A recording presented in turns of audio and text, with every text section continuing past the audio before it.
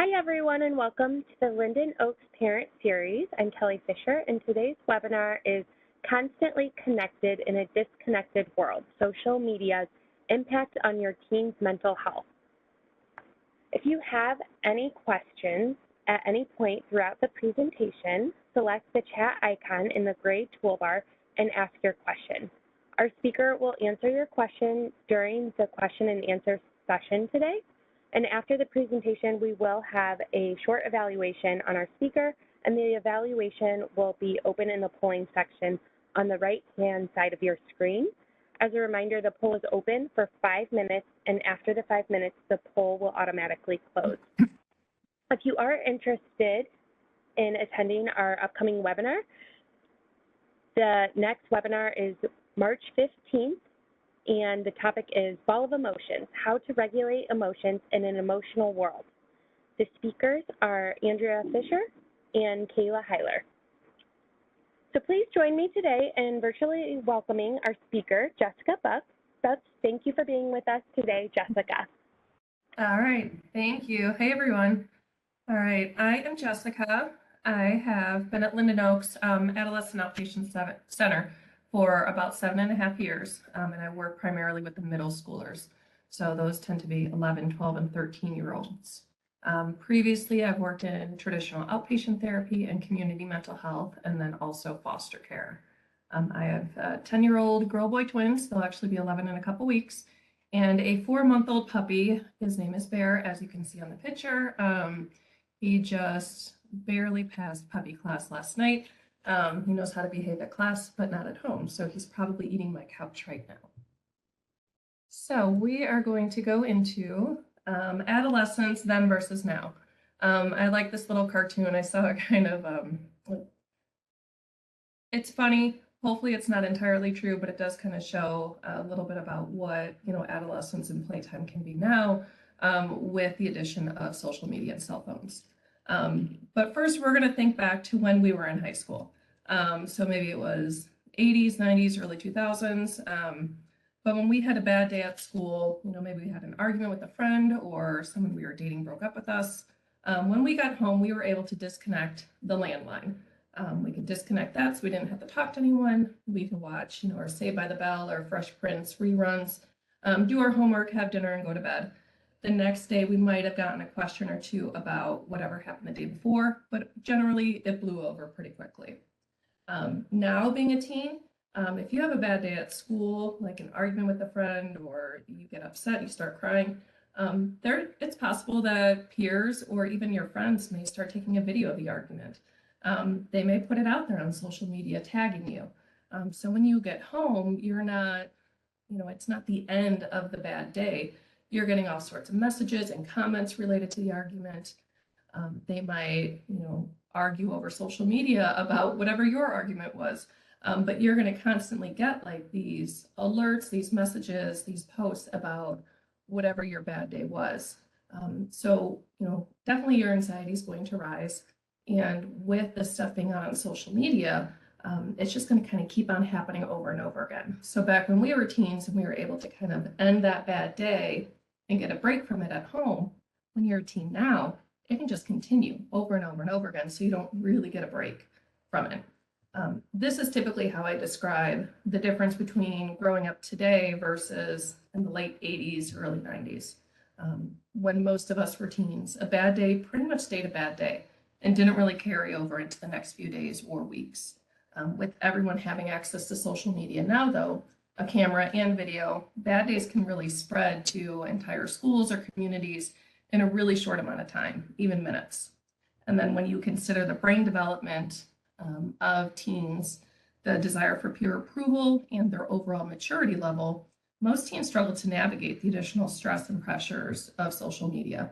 Even adults, I think a lot of adults struggle to navigate social media and kind of how it affects us, and we have fully developed brains.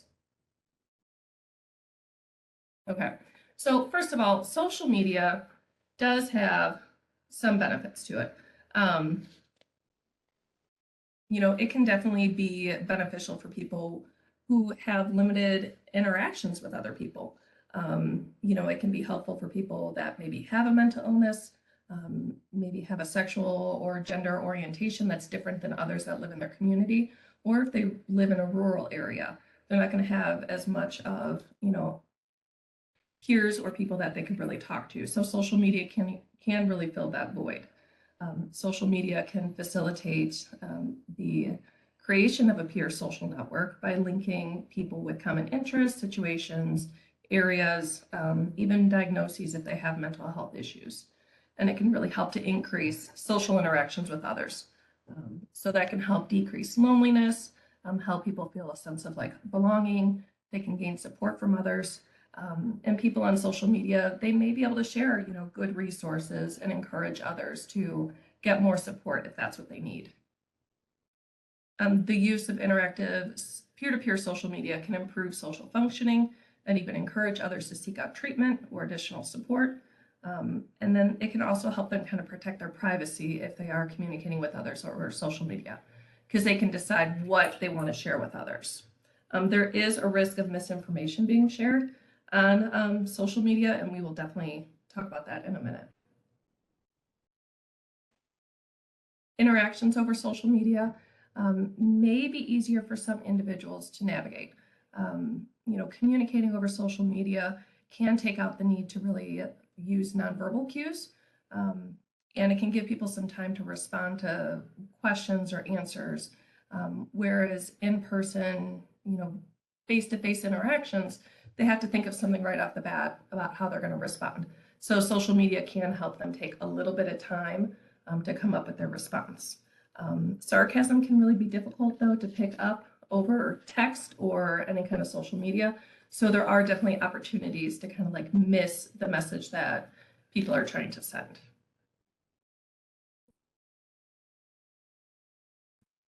So next, what we're going to look out for, what to look out for, changes in behavior and mood. So for all you parents out there, if you have noticed these kind of things with your kids, these are some maybe warning signs that maybe they are struggling with something, and social media could be having an impact on it.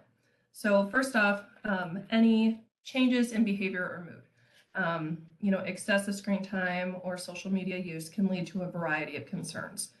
Studies have shown, and you probably have seen them, that the more social media people use, the increased rates of depression and anxiety can occur, and that can cause both physical and emotional symptoms.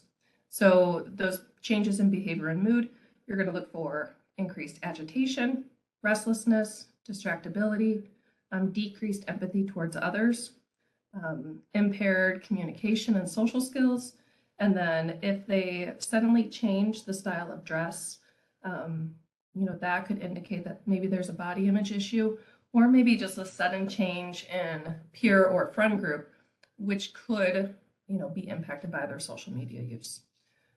Other changes to kind of look out for are changes in any health concerns, increased headaches, complaints about weight, muscle mass, stomach aches are another big one, especially if we're thinking about someone with anxiety.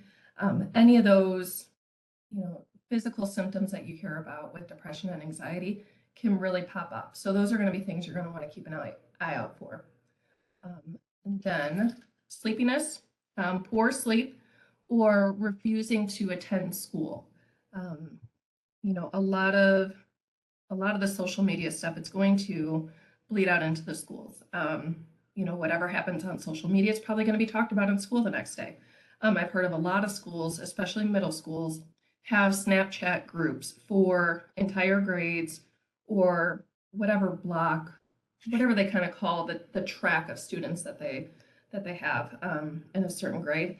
But they'll have entire Snapchat groups, and they'll talk about what's kind of going on throughout the day.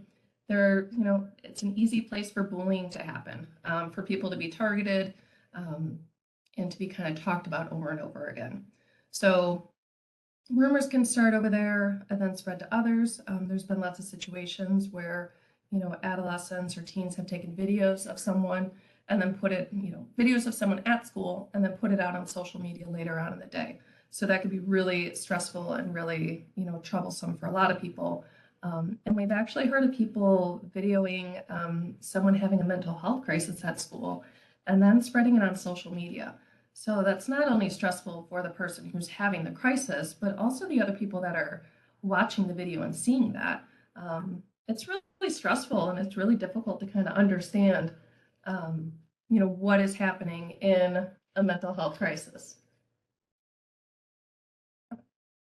Okay, sorry, slide trouble. So if someone is having a mental health crisis and it's getting videoed and then put out on social media, that's going to be really hard for the person having the crisis. It's going to be hard for people to even just watch this person having a crisis, and it can really cause a lot of anxiety. Fights get posted on social media a lot, or threats of violence or fights happening the next day at school. So this can trigger like a lot of anxiety and possibly some school avoidance. So if anything is happening with your kid where, they're refusing to go to school or saying they don't want to go, or lots of physical symptoms, that would definitely be something to kind of keep an eye out for. And then maybe kind of ask, about their cell phone use and about what's going on social media. Okay. We're going to go on to the next slide. All right, perfect. All right. Change in ability to focus or complete tasks is also something to kind of look out for. If someone is on social media, notifications, buzzes, dings, everything can be kind of happening with the phone, but that can really interrupt homework completion, causing children and adults or adolescents and maybe adults to take a really long period of time to complete their assignments due to constantly being distracted. I know a lot of kids will say, "Oh, I can multitask," but we also know that the more tasks we try to complete at the same time, the more likely we are to make a mistake. And it's probably going to take us longer to complete everything too. So if someone is complaining about just suddenly not having the concentration or the ability to focus, asking them about their social media and phone use when they are doing their homework or trying to study or do these tasks would definitely be something to do and have that discussion with them, even if it's just putting their phone on do not disturb, and to turn off any of those notifications. That can be really helpful in that. Again, with social media use being late at night, it can result in kids being up way past their bedtime, leading to that school refusal. Those notifications can keep them up at night and interrupt their sleep. And I'm sure you've all heard about the blue lights causing vision problems, and that can cause headaches. And that blue light really kind of wakes people up, so it can lead to some sleep problems as well. Excessive screen time can really, it changes the wiring in the brain, and it really makes certain tasks more challenging, such as being able to just tolerate being bored. With my almost 11-year-olds, they're always happy playing their iPads and watching YouTube and everything. But when it comes down, to reading or doing something that doesn't require electronics, they do complain about getting bored a lot. So if you see that your kid or teen is really struggling with just like kind of doing something quietly or something, that's not electronic, that could be a sign that maybe, they are having too much social media or cell phone or technology use, and it may be good to kind of practice that downtime a little bit more. Okay, so let me kind of go back to the wiring of the brain. Actually, can we go back a little bit? Yeah, we'll stay there for a second. Okay, so too much concern or likes or streaks, that's something that can also be kind of a warning sign. The likes and the streaks can activate different reward systems in the brain that really make people want to continue to get more of it. Any kind of reward that we get, whether it's food, some kind of prize, or a like, or a repost, or a share or something, I think it's a streak on Snapchat, that can release dopamine in our brain. When we use social media, our brains become wired for like that instant gratification in those forms of likes and streaks and everything else. Gaming can do this as well. And this also releases that dopamine, and dopamine is a chemical that makes us feel good. Dopamine, we like dopamine, we feel happy with dopamine, but it can make us kind of engage in behavior that's not the best for us because we want to keep on getting that instant gratification. A lot of studies have shown that the brains of those addicted to technology their brains kind of get used to that release of dopamine. So then suddenly they're not going to enjoy real life activities like they used to. So maybe going to the park is not as much fun anymore, or playing basketball is not as much fun anymore, because their brain has gotten used to all that dopamine that it's been getting from, the technology use. So really kind of using as much empathy as you can with your kids, letting them know that, yeah, it is going to be really hard to decrease your use of social media, or even technology. If it's hard for you to put down your phone, kind of validating that for your kid too. Like, yeah, that's hard for me too. And we'll get into kind of more tips in a little bit to cover that a little bit more. Something else that we've seen, which is kind of a newer thing, is I guess there's people on TikTok that will, post videos and they'll talk about how they have tics or dissociative identity disorder or autism spectrum disorder, and they will, give information or misinformation. And then, we were getting a lot of kids at program that were coming in saying that they had dissociative identity disorder, and they're like telling us about all of their alters. And like dissociative identity disorder is super rare. So the fact that we had 5 kids in a room saying that they had it is highly unlikely. So if your teen or adolescent is coming to you saying like, hey, I think I have this mental health disorder, I would definitely encourage you to take them for an assessment, whether it's at Linden Oaks or an outside psychiatrist or a therapist, because if they do think that there's something going on with them, we want them to see a professional. Just like with us, if we felt like we had a rare disorder or a health condition, we shouldn't self-diagnose on the internet. We would go see a professional opinion. We would go see a doctor. So we would want to show our teen that that's what we do with mental health diagnoses as well. And then it's also a good message to send to them that, hey, if you're concerned about your mental health, we're not just going to study it on TikTok. We're going to take you to see a professional to get this really looked at. So it sends the message that, this is important, but that we're going to see, a professional to look at this. Okay, so let's go on to the next slide.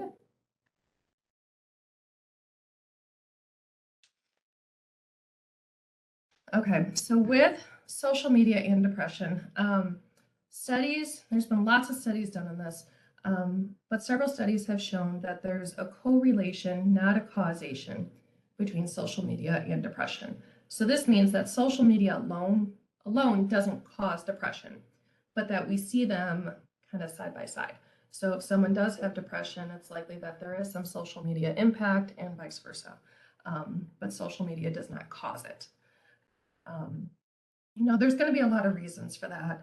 The more people spend time on social media, the less face-to-face interactions they're having with peers.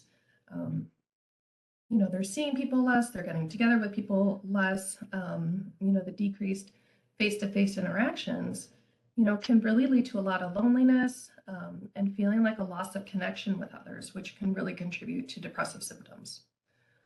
Social media and electronic communication tends to be more superficial, not all the times, but it does kind of tend to be. Think of your own social media use, people's friends on Facebook, how many people are you friends on Facebook versus how many people do you talk to regularly, in your day-to-day life? It's usually a big difference.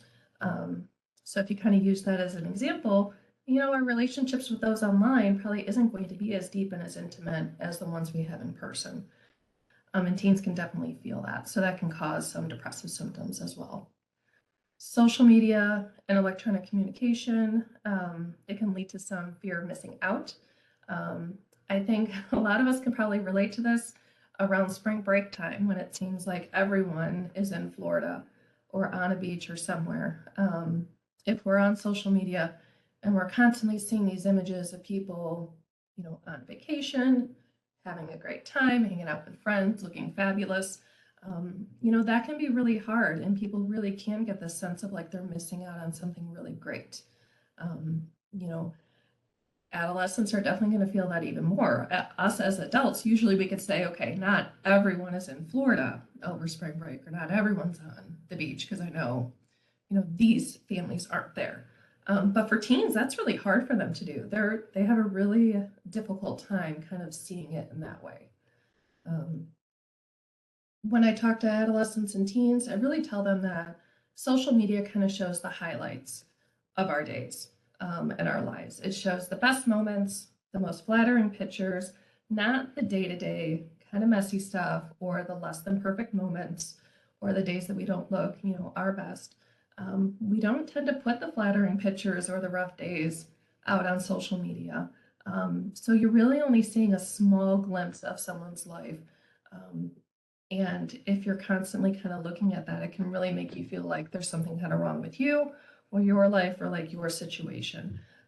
And teens are especially vulnerable to that because teens are always kind of looking for that peer approval. And if it seems like everyone's having fun except them, they could definitely have decreased self-esteem and start to feel bad about themselves. Less physical activity is also something that can happen. If we're on our phones all the time, we're not getting out, we're not walking the dog, we're not going for bike rides. We know that exercise can help us feel good and get those feel-good chemicals going in our brains and help us feel a sense of accomplishment. But if we're not doing that, it can lead to some weight gain. It can lead to poor coordination and just not really feeling great about ourselves. Of course, that disrupted concentration that we kind of talked about. Anytime you use electronics, there's that immediate gratification, which typically cannot be replicated in real life. This can result in a lot of difficulty managing boredom, and waiting to complete a task can cause a lot of irritability. Because if we constantly have something at our fingertips that can entertain us, and then all of a sudden we don't, that could be really troublesome. And then the decreased quality of sleep, is definitely going to affect depression as well. That tiredness, going to have loss of energy and not really feeling like ourselves. So if individuals are able to really balance the amount of time they're on social media with face-to-face time with others, it can really decrease the likelihood that depression is going to occur. But when we see like a ton of social media use and not having any of that face-to-face interaction, the chances of depression go up pretty significantly. So ultimately, it does not appear that social media alone causes increase in depression and anxiety, but it's the replacement of the other activities. It's the replacement of the physical activities, decreased sleep, not having those face-to-face interactions, and not engaging in our hobbies. That's what really increases the rates of anxiety and depression and other mental health issues. So the more someone really replaces those social media use with those hobbies and interests in exercise, the better their mental health well-being is going to be. Go on to the next slide. Okay. Social media and body image. This is a pretty huge one. Instagram is surveyed to be the most harmful to body image because the images that you're looking at on Instagram, they're not likely reality. They are Photoshopped, they are edited.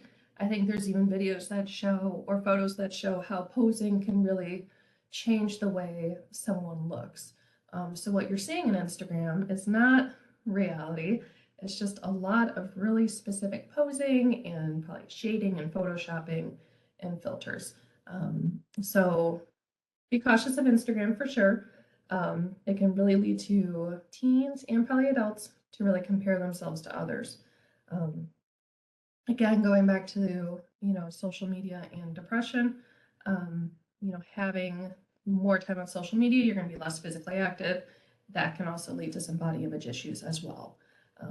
If anyone has seen it, the Dove Beauty campaign has really great videos that kind of demonstrate how what you're seeing in the media and on social media is not reality. They have a really great video that shows how like all the editing and the sculpting and the shading, how the final image that you're seeing does not match that first kind of image or that real person. So definitely check that out because I feel like that's a good resource, and I usually use those videos for the teens I work with. And definitely keep an eye out on the young men and the teen boys. They are having more body image issues since, Instagram and everything else has really kind of come up and about. because they're seeing all these videos and things about, how to have a certain type of physique or muscle mass. And if they don't feel like they fit that mold, that can lead to some negative body image for themselves. So we don't tend to think of males as having body image issues, but it's something that's definitely been happening more and more. Okay, so last kind of thought with that body image, just like our own social media, we tend to not post the unflattering photos of ourselves.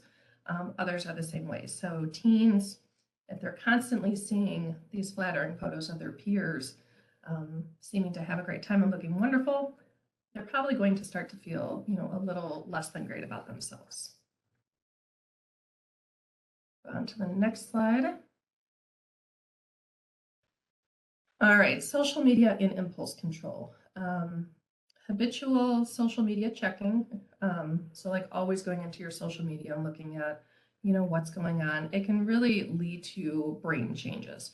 It can change the way the brain is sensitive to social rewards and punishments. So that happens a lot with preteens. Young adolescents who checked social media at least 15 times a day showed changes in their brain development, and they may become even more sensitive to social rewards and punishments as they kind of continue in their life. So that can lead to, further compulsive social media checking. With social media, it can help the adolescents kind of navigate social interactions in a digital world. So we have to kind of look at that as like a benefit while weighing kind of all the other kind of factors. But again, a lot of it's about balance. So that's, if there's any other thoughts about that. Yeah, so last kind of note about that, if you are restricting or limiting social media or phone use, that can actually result in impulsive behavior with your teen. And kind of like these outbursts and really like big scary statements about that. And we will kind of cover that just a little bit later. Okay, so we can go to slide 10. Okay, so I came across these charts and I thought these were pretty kind of shocking because it shows, in no rush to drive, not hanging out with friends, and more likely to feel lonely. And then I believe it's 2007 where you really see like this very significant drop off of the kids not in really a rush to drive, not hanging out with friends as much, and more likely to feel lonely. So of course, social media is not going to be the only factor there. I believe from the database, this is even pre-pandemic. So we don't even know what the charts would look like, if it included 2020, to now. But it shows a drastic change in behavior. Multiple factors are probably at play. We have Uber, we have Lyft, we have, access to rides and more public transportation in a lot of areas now than we did in the past. So that could also contribute to people maybe not being in a rush to drive. But then the not hanging out with friends and the more likely to feel lonely, that would be hard to explain. But I do think social media and the release of the iPhones and that technology, that has to at least play a part in it. Video gaming probably also plays a role in this as well. We've come a long way from Atari and the original Nintendo. Video gaming now is much more exciting than it used to be. So that could also be contributing to people not hanging out in person with people, and then possibly feeling more lonely too. So I really do think that social media and the use of smartphones has played a role in kind of what you're seeing on these charts. When I work with these teens, I usually ask them about like, independence and kind of what they want for their lives. I always kind of ask them, I'm like, hey, do you guys want to live in your parents' basement the rest of your life? Most of them are horrified and they're like, no, I definitely don't want that. A couple times I have someone like, yeah, that'd be pretty good. But it gets a conversation going about like what they want for themselves, if they want to be a fully functioning adult and be able to kind of make their own decisions, kind of do their own thing as they get older. So it can start a good discussion on how to become more independent, whether it's ordering for themselves at a restaurant, getting a job, volunteering, practicing face-to-face interactions, or possibly getting a driver's license. All right, so next one, how much is too much? Okay, so of when we think of how much screen time is appropriate for the age group, um, we really want to look at the types of activities that your teen needs to accomplish in a day. So we want to look at the age of your child and the activities they need to accomplish. Usually what I do with families is I have the families and the child, the teen, kind of make a list of activities that they need to get done in a day, including school, reading time, time for exercise or organized sports, if they play an instrument, sleep, family time, meal time, everything. So once we kind of have this list and we have everything that they need to do, include chores, bathing, all that. Once we have that list, we can start to determine a kind of appropriate amount of time for them to be on social media. So you start with 24 hours and then you start subtracting the different amounts of time that they need for each activity. So start with 24 hours, subtract 8 hours for sleep, and then 7 hours for school. My math is correct. That leaves you with 9 hours that you then divide up with homework, mealtime, work, if they have a job, bathing, other activities, taking care of the family dog, kind of whatever it is. And then you'll kind of get to a number, and let's say it's 3. That would probably be the maximum amount of time that they could really be on social media or screens in a day, given everything else that they need to get done. Because if they're going to try to, you know, talk on the phone and watch YouTube videos while doing homework, we know that's not going to really lead to good productivity or, excelling in any of their subjects. So that can be a good strategy of like how to determine how much is the right amount of time for them. And then with limiting screens, there's a difference between limiting cell phones and iPads than like the TV. Because I think of like cell phones and iPads, and it's a very solitary activity. It's just you and like this device. But if you're watching a show or a program with like your parents, that's something where like everyone can kind of engage in this activity together. So I usually divide it out because I also want to encourage that family time with everyone as well. So while we wouldn't want, our teens watching 6 hours of TV every single night, it's probably better for them to watch TV with the family than it would be for them to be on this, single solitary device all by themselves. Quality versus quantity is kind of the next big thing. You want to look at what they're doing, what is most important to them. Educational program is going to be better than watching, SpongeBob or something else.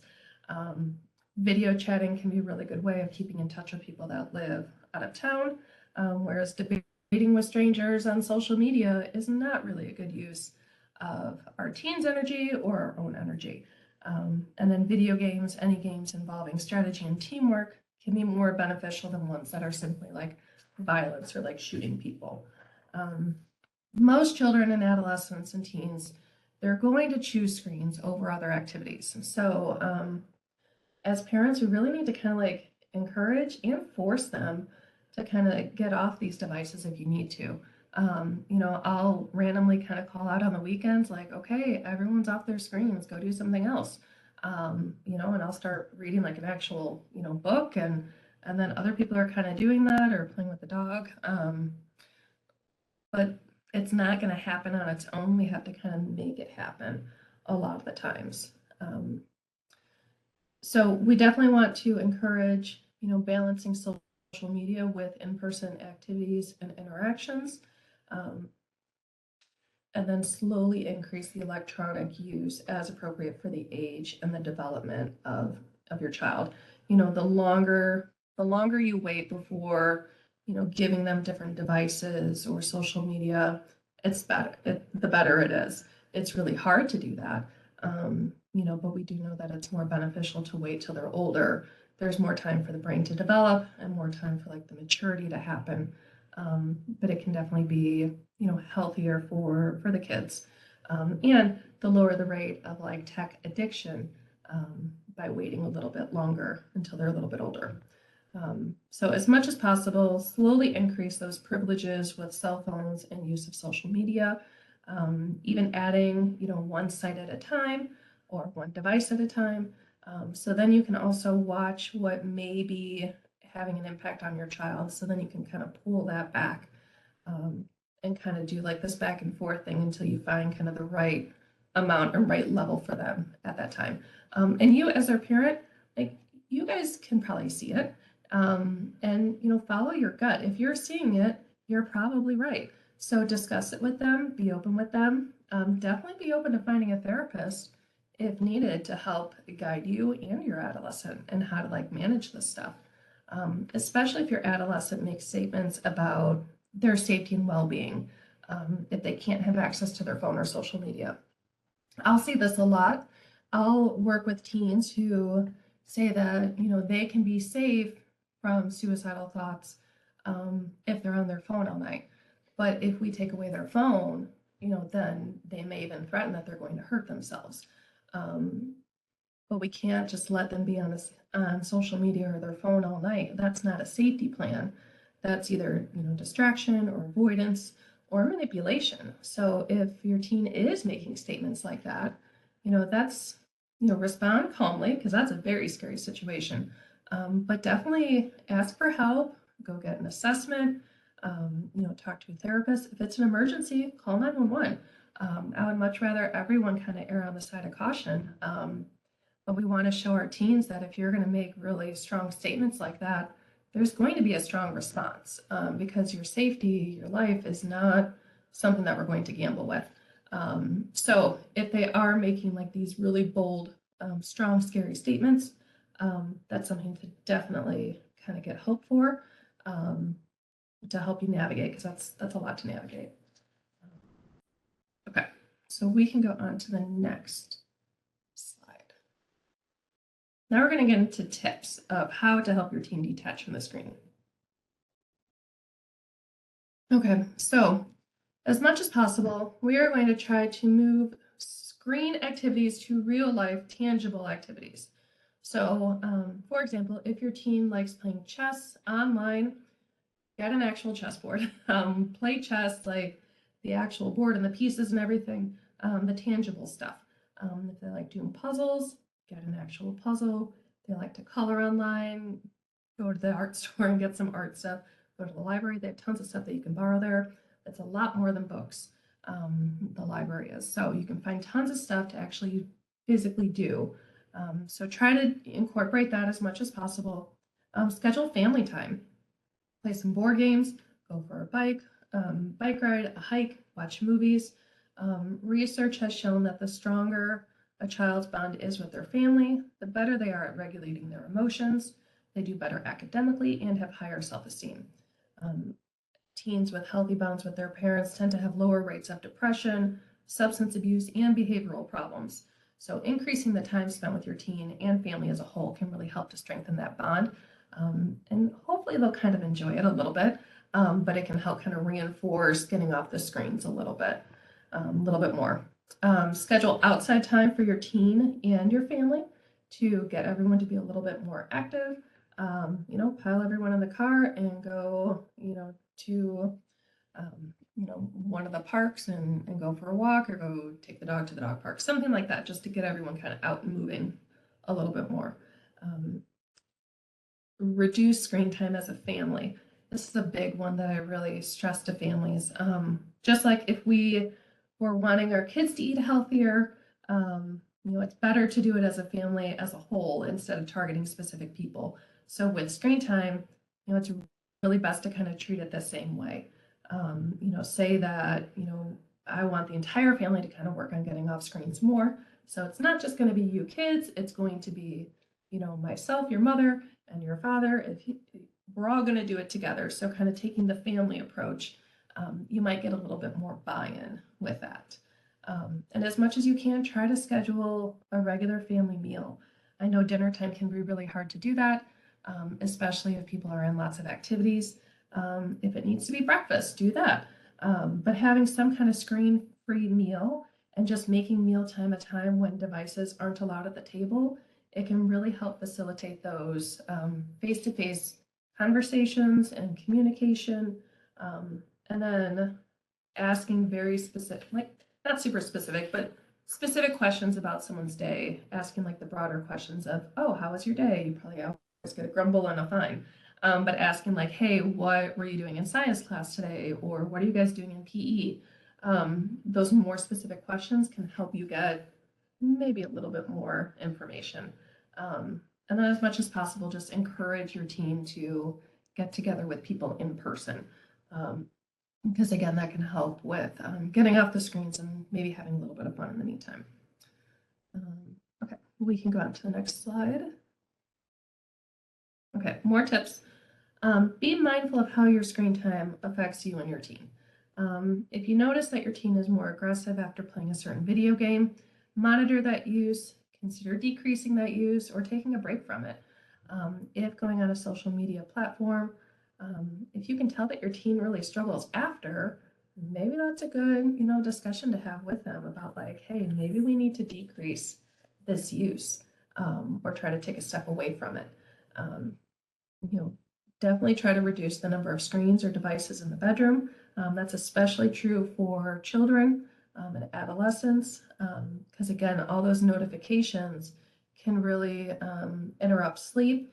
If someone's sleeping and they hear that buzz, you probably have seen it with your teens and adolescents. If they hear a buzz, they're up right away.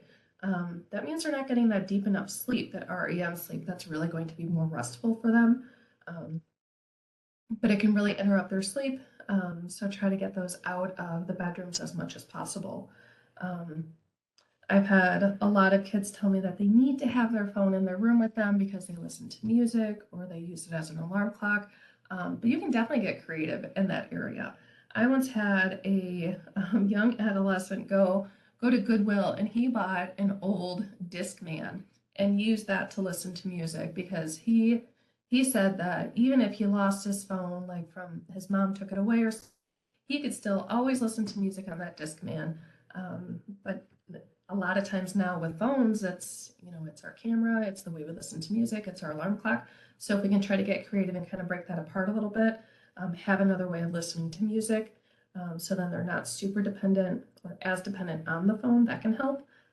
Getting a regular alarm clock, that can help with that too. Sometimes people will have Alexas that have like sleepy time music that can play for a certain amount of time. But there's definitely some ways of kind of getting creative with that. Okay, so definitely turn off notifications and then look into parental controls for different devices. I've heard of the Bark app being really helpful. NetNanny, Norton Family is another one that I hear good things about. You can also contact your cell phone provider and ask if they offer any like parental controls.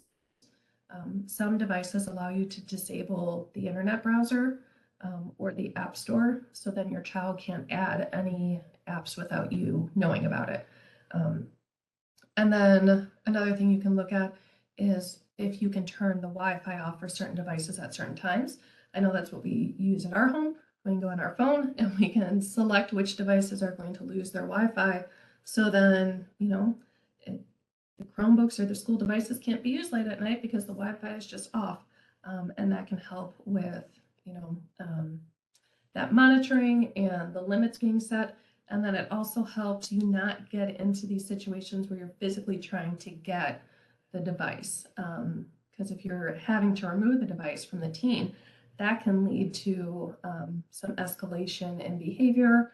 And some kids, if they struggle with aggressive behavior, that can get into really unsafe behavior. So I really like the idea of being able to turn off the Wi-Fi for certain devices, because then it's like a hands-off approach, and hopefully keeps everyone safe and from escalating further.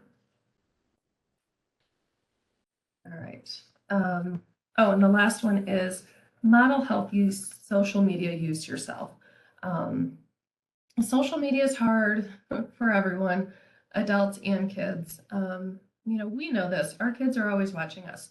They're always monitoring us. They're always seeing what we're saying and what we're doing. But if you are able to kind of model those healthy social media, interactions, being able to walk away from like rude people, and kind of model that for them, that's going to go a long way. Or even, if you notice that you're on Instagram right around spring break and everyone seems to be in Florida, just kind of saying and verbalizing like, you know what, I'm going to put this away because seeing everyone's vacation pictures, it's kind of bringing me down. So I just want to enjoy my time with you guys. and kind of talking about it in that manner. So that can really model some really great skills for your kids. Okay, we can go on to slide 14. Okay, consider a cell phone contract. There's a ton of these online. There's a lot of different formats and everything. You know, these are definitely the most effective if you start them with your child or adolescent when they first get a cell phone.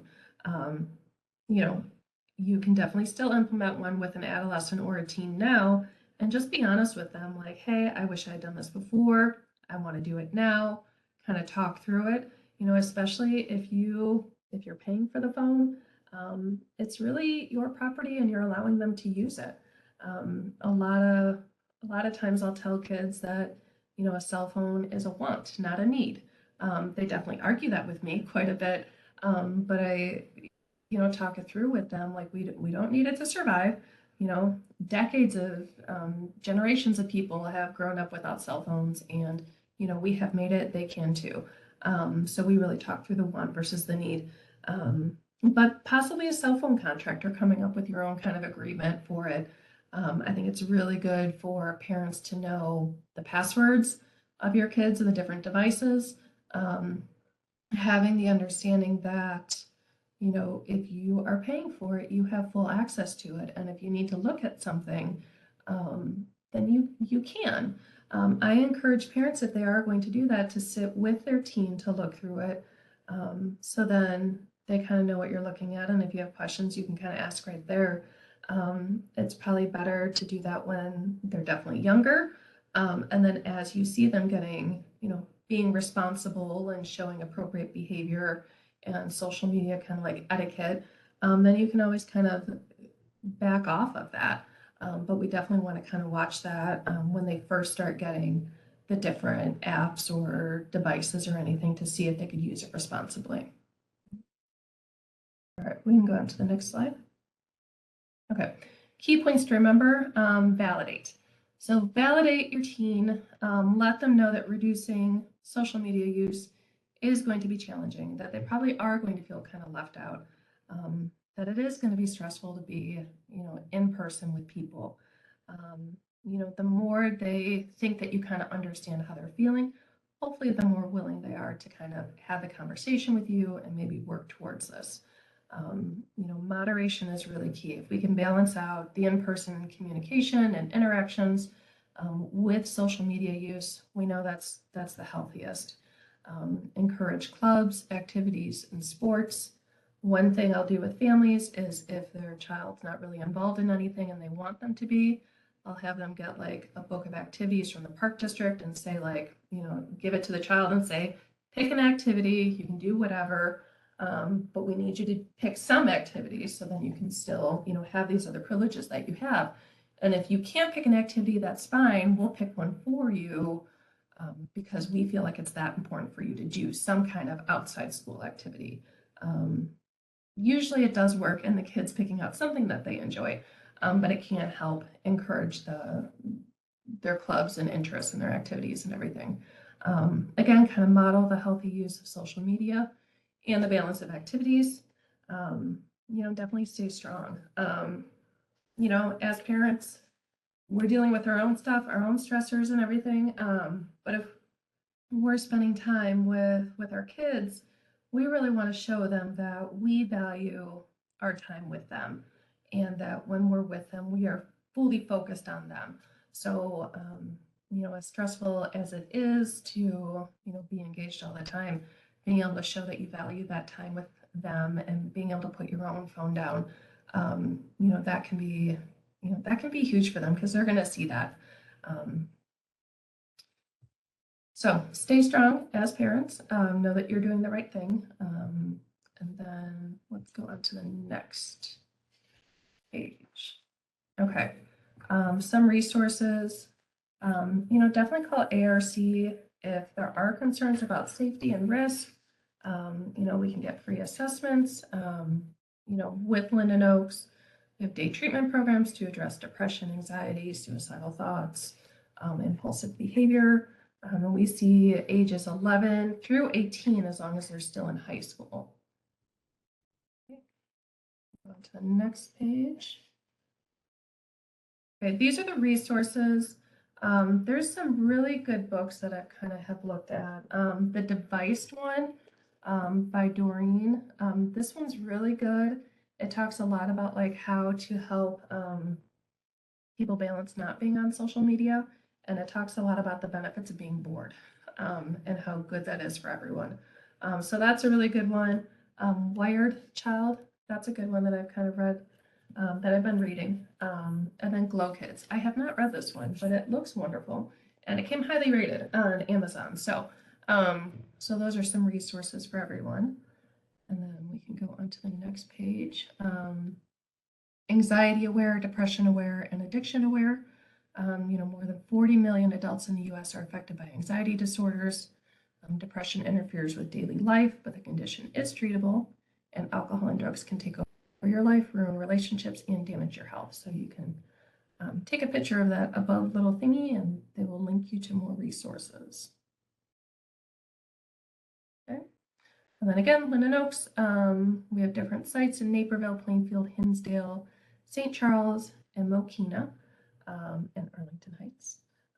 But we do general mental health, dual diagnosis and addictions, anxiety, Asperger's, anxiety mood disorders, school anxiety and refusal, regular depression, and then eating disorders as well.